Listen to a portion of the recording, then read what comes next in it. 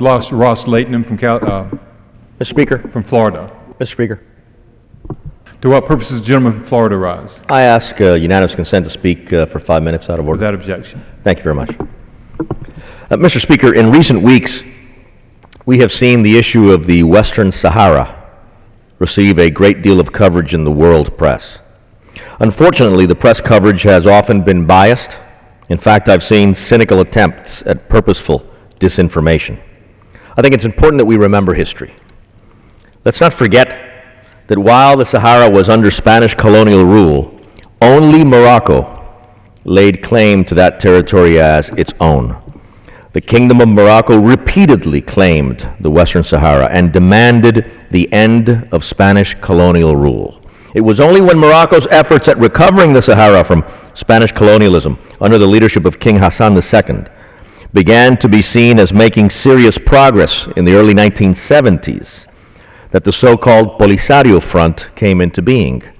Then, as now, the so-called Polisario Group is financed by Algeria and is propped up by Castro's communist dictatorship in Cuba. Why is it important to understand this? Because in Morocco, our ally in North Africa in the struggle against international terrorism, the issue of the Sahara is the decisive issue. The reality of Moroccan sovereignty over the Sahara enjoys the support of the entire population of Morocco, including the Sahara itself.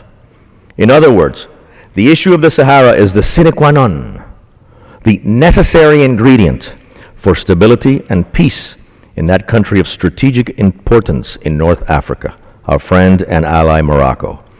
King Mohammed VI and his negotiating team have demonstrated great courage and patience in dealing with this critical issue so closely tied to the security of the entire region.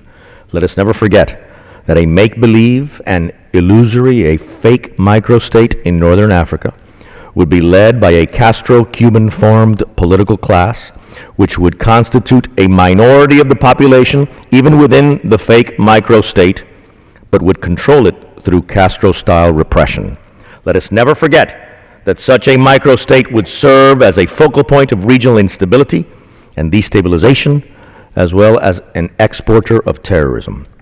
For over a decade, Mr. Speaker, Morocco has agreed to grant a genuine and profound autonomy to the Sahara under Moroccan sovereignty in order to reach a realistic and definitive solution to this problem.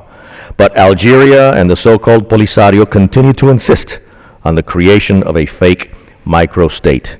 Majorities in this Congress, comprising both Republicans and Democrats, have spoken clearly in support of our ally Morocco's position on this critical issue in letters we have sent first to President Bush and then to President Obama. The United States, during both administrations, and with the strong leadership of Secretary of State Rice and Secretary of State Clinton, has agreed with the position expressed by the overwhelming majority of this Congress.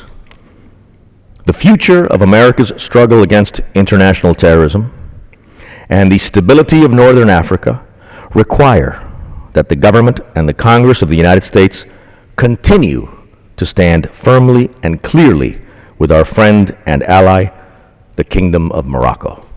I yield back.